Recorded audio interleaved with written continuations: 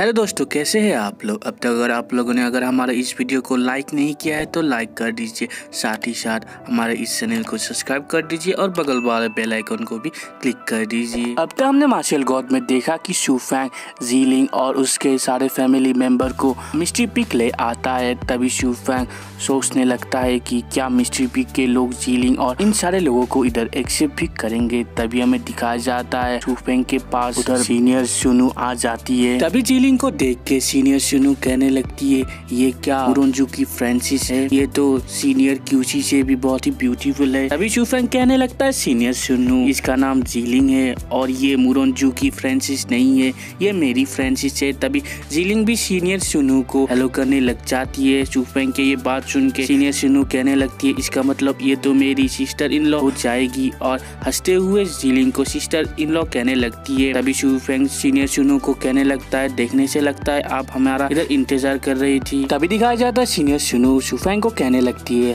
हमारे मास्टर को पता चल गया था कि तुम्हारे साथ बहुत कुछ चल रहा है, इसलिए मुझे इधर इंतजार करने के लिए कहा था, अगर तुम इधर आओ तुम्हें वेलकम करने के लिए। तभी शू फैंग सीनियर को कहने लग जाता है, सीनियर इतने समय आपको इधर इंतजार करने के लिए मैं माफी मांगना चाहूंगा।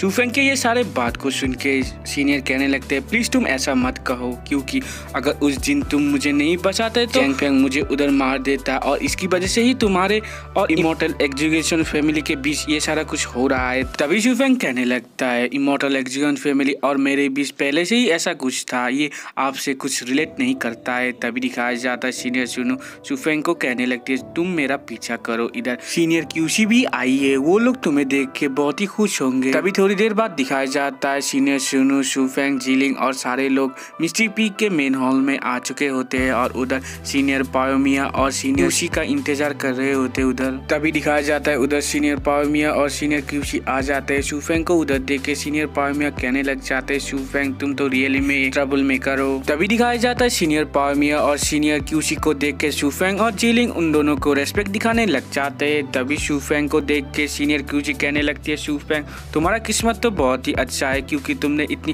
खूबसूरत फ्रेंसिस को हासिल किया है।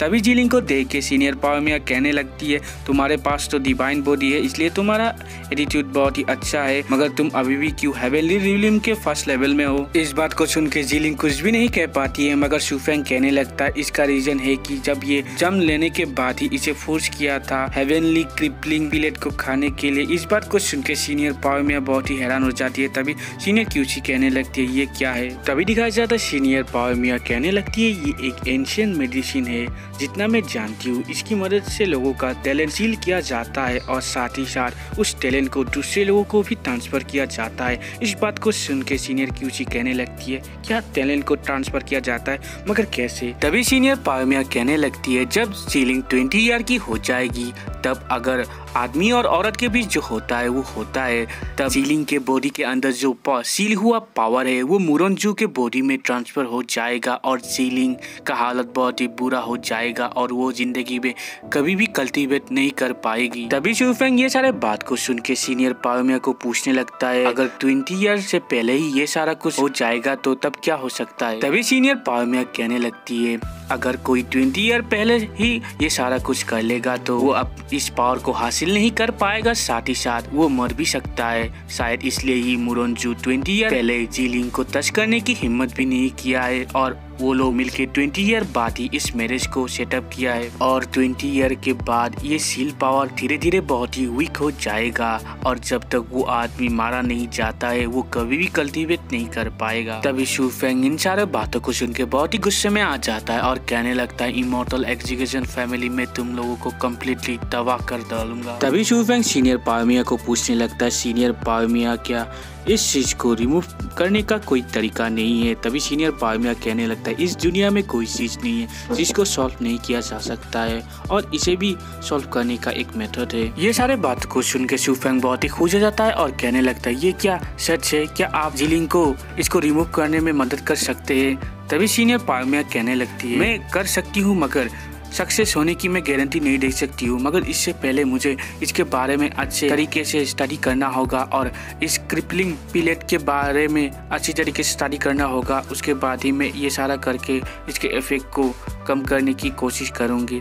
तुम चिंता मत करो, मैं जिलिन की सेफ्टी की गारंटी लेती हूँ, इसलिए तुम जिलिन को इधर ही छोड़ सकते हो। तो इस बात को सुनकर शुफेंग बहुत ही खुश होता है और सीनियर पायोमिया को थैंक यू कहने लग जाता है इन सारी चीज़ों के लिए, और माफ़ी भी मांगने लग जाता है सीनियर पायोमिया को इतने सारे ट्रबल देने के लिए। तभी हमें नेक्स्ट सीन में शुफेंग को 4C एकेडमी के एंट्रेंस में दिखाया जाता है और उधर शुफेंग वो उस एंट्रेंस को बंद होता हुआ देख के बहुत ही हैरानी से कहने लगता है क्या चल रहा है इधर, क्या इमोर्टल एग्जीक्यूटिव फैमिली ने ऑलरेडी 4C एकेडमी के साथ एलाई कर लिया है। तभी दिखाया जाता है आसमान से कोई शुफेंग को कहने लग जाता है शुफेंग माय फ्रेंड, मैं इधर तुम्हारा ही इंतजार कर रहा था। और जब शुफेंग आसमान की तरफ देखने लग जाता है शुफेंग बहुत ही हैरान हो जाता है क्योंकि आसमान में सीनियर ताइकू होते और शुफेंग कहने लगता है सीनियर ताइकू आपने मुझे कुकिंग के इस फेस में कैसे पहचान लिया। तभी सीनियर ताइकू शुफेंग को कहने लग जाते तुम्हारे इस लिटिल टॉय की मदद से तुम दूसरे लोगों को बेवकूफ बना सकते हो मगर मुझे नहीं। तभी इस बात को सुनकर शुफेंग अपने मास्क को निकालने लग जाता है और अपने मन में सोचने लगता है शायद सीनियर ताइकू का पावर मार्शल किंग लेवल के बंदूक से भी ज्यादा है।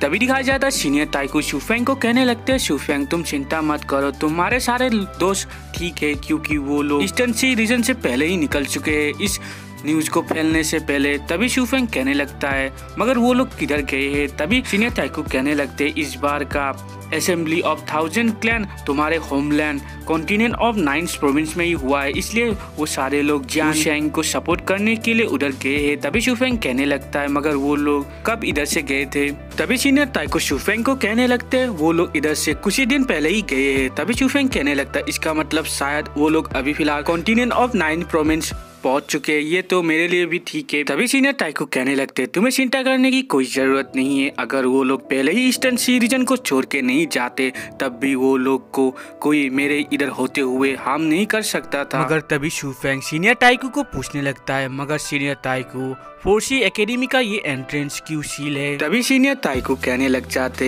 मैंने इस एकेडमी के हेड के साथ डिसीजन बना के इस डिसीजन को लिया है। तभी शुफेंग कहने लगता है सीनियर मगर आपने ऐसा क्यों किया है। तभी सीनियर ताइकू कहने लगते क्योंकि तुम्हें पहले ही बहुत सारे लोगों डिसिप्लिन ने देख लिया है और उन लोगों को इधर ब्लॉक करने के लिए और पोटेंशियल ट्रबल को रोकने के लिए मैंने ये सारा कुछ किया है। तभी शुफेंग कहने लगता है सीनियर ताइकू अगर आप ऐसा करेंगे तो 4C एकेडमी के साथ ही बहुत ही मुश्किल हो सकता है। अभी सीनियर ताइकू कहने लग जाते हैं मगर उन लोगों के पास कोई प्रूफ नहीं है और मेरे 4C एकेडमी को इतनी आसानी से बुली करने के बारे में कोई सोच भी नहीं सकता है। तभी शुफेंग ये सारा बात सुन के सीनियर ताइकू को रेस्पेक्ट दिखाने लग जाते और कहने लगते सीनियर ताइकू आपने मेरे लिए एक बहुत ही बड़ा फेवर किया है, अगर फ्यूचर में मौका मिला तो मैं इसको जरूर रीपे करूंगा। तभी सीनियर ताइकू शुफेंग को कहने लगे इन बातों की कोई ज़रूरत नहीं है क्योंकि तुम्हारे लिए मेरे बहुत ही गुड इम्प्रेशन है और मेरा कोई दूसरा मोटिव भी नहीं है, इसलिए तुम्हें शायद इधर से जाना ना चाहिए क्योंकि तुम्हारा कोई इंतजार कर रहा है। तभी शुफेंग पीछे मुड़ के देखता है कि उधर अर्थ किंग होता है।